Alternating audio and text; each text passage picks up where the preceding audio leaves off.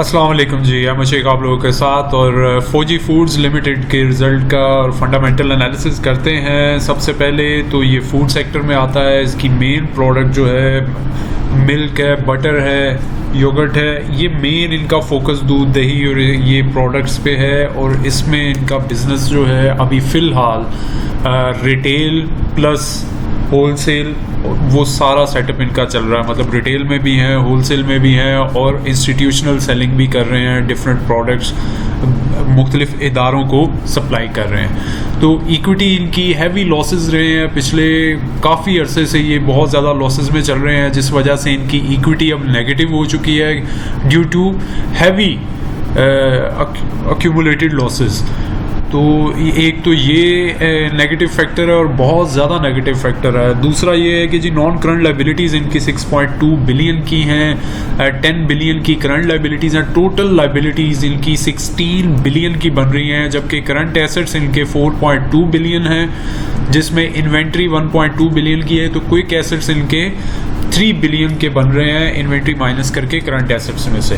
Date to equity negative है, जो कि एक बहुत बहुत पुअर फैक्टर होता है। मतलब 1 से 2 रुपये पॉजिटिव होती फिर भी चले समझ आता है। ये नेगेटिव का मतलब आप खुद समझते हैं कि इनके पास कभी भी अगर कोई कंपनी को प्रॉब्लम होती है, डिफ़ॉल्ट करती है, तो इनके पास पे करने के लिए कुछ नहीं होगा इक्विटी से, कैपिटल से या इन्वेस्टमेंट से। सेकेंडली करंट रेशो इसकी वो भी बहुत पुअर है, लेस देन 1 है। आपके सामने है ये कि करंट लाइबिलिटीज़ डबल से भी ज़्यादा हैं करंट एसेट से। क्विक एसेट्स ऑब्वियसली अगर करंट रेशो पुअर है तो क्विक रेशो भी ऑटोमेटिकली काफ़ी पुअर होगी। सेम केस है जी।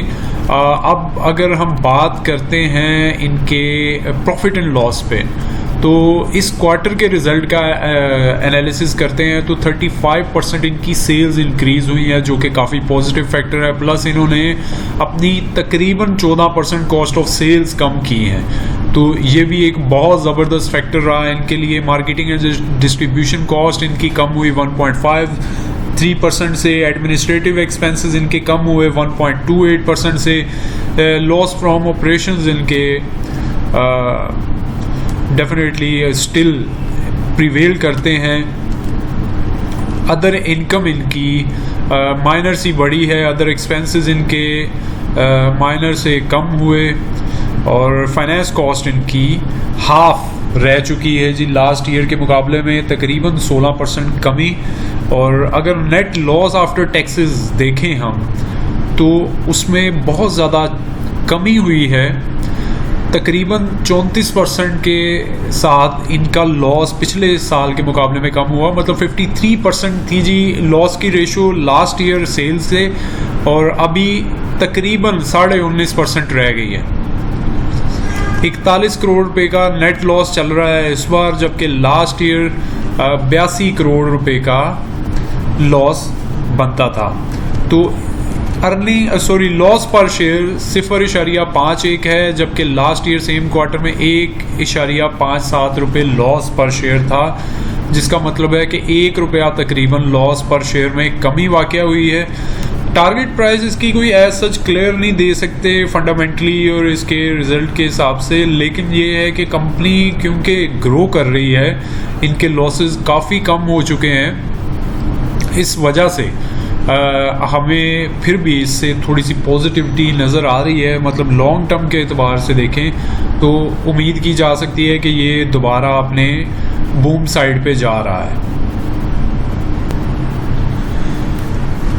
और कंपनी का एक इंस्टांस हो रहा है जी कि दूसरे क्वार्टर में, मतलब ये जो अभी क्वार्टर चल रहा है जिसका रिज़ल्ट मैंने अभी एनालाइज़ किया है, इसमें इन्फ्लेशन की वजह से इनकी इनपुट कॉस्ट काफ़ी बढ़ी, लेकिन इन्होंने अपनी मैनेजमेंट को बेहतर किया, फिक्स कॉस्ट को थोड़ा सा कंट्रोल किया, वेरिएबल कॉस्ट डिफरेंट वेज में अपनी मैनेजमेंट इम्प्रूव करते हुए इन्होंने कंट्रोल रखी, जिस वजह से ये इस बार लॉसेस इनके कम हुए हैं। प्लस ये कंपनी अब Aahista Aahista food service business expansion की तरफ जा रही है, अपनी प्रोडक्ट लाइन मज़ीद बढ़ा रही है, रिटेल में, डिस्ट्रीब्यूशन में, दोनों में अब ये इन्वॉल्व हो चुकी है।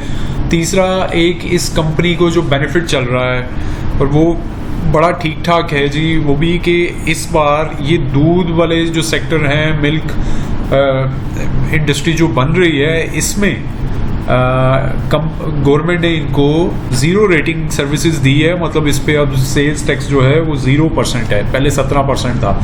अब इसका मतलब एक और भी निकलता है कि क्योंकि इसकी कॉस्ट और सेलिंग प्राइस थोड़ी सी कम होगी ये सेल्स टैक्स की अमाउंट की वजह से, इसकी कमी की वजह से, तो ऑब्वियसली इसकी डिमांड में इजाफा देखा जा रहा है। और अभी भी देखा है आपने कि तकरीबन 36% इस क्वार्टर में सेल्स इंक्रीज़ हुई हैं। तो इसका इम्पैक्ट फ्यूचर में ज़्यादा बेहतर नज़र आएगा 1 से 2 क्वार्टर्स में। तो अल्टीमेटली हम एक्सपेक्ट कर सकते हैं कि इसकी टारगेट प्राइस 24 से 26 रुपये, 27 रुपये तक रह सकती है ये 4-6 महीने में। मीनवाइल इनका जो नेक्स्ट क्वार्टर का रिजल्ट आएगा उस पे पता चलेगा। अगर तो ये प्रॉफिट में आ जाते हैं तो ऑब्वियसली फिर ये कंपनी के टारगेट प्राइस जो सेल्स शेयर प्राइस है, टारगेट प्राइस वो रिवाइज होगी उसके अकॉर्डिंग। अभी करंट अगर इसका स्टेटस देखें तो 19 रुपये से 19.5 रुपये का इसका बाइंग एरिया बनता है और 21 से 22 रुपये सेलिंग एरिया बनता है ट्रेडर्स के लिए। लेकिन अल्टीमेट 3 से 4 मंथ की जो टारगेट प्राइस हो सकती है वो 24 से 26 रुपये हो सकती है। अब ये डिपेंड करता है इसके मोमेंटम पे भी। और अगर जस्ट फंडामेंटल्स को देखें तो 24 से 26-27 रुपये एक रीज़नेबल इसकी टारगेट प्राइस होगी। तो ये कोई बाइंग सेलिंग कॉल बिल्कुल नहीं है।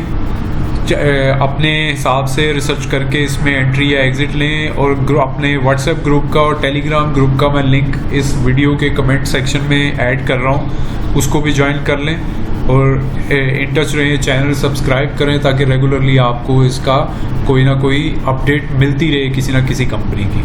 अल्लाह हाफ़िज़।